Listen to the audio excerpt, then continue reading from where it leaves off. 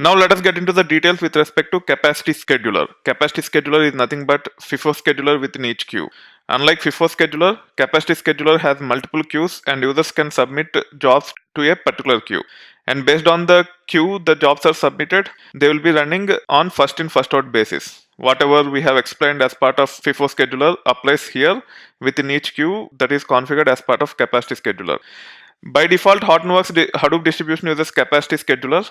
The configuration files related to capacity scheduler are yanside.xml and capacity scheduler.xml.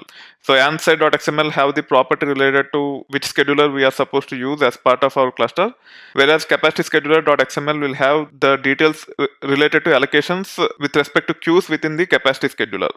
For setting up queues in capacity scheduler, you need to make changes in the capacity scheduler.xml configuration file. To get complete details, you can click on this link. It takes you to the Hortonworks official documentation. You can start with enabling capacity scheduler and then get into setting up queues. This is how queues look like. There will be a root queue. In that you can have multiple parent queues, and within the parent queues we can have the leaf queues as well. And when it comes to properties within capacity scheduler.xml, it will look like this. First, there will be a property by name yarn scheduler capacity root queues. You can have as many queues as you want, and you can actually distribute the load by percentages between these queues.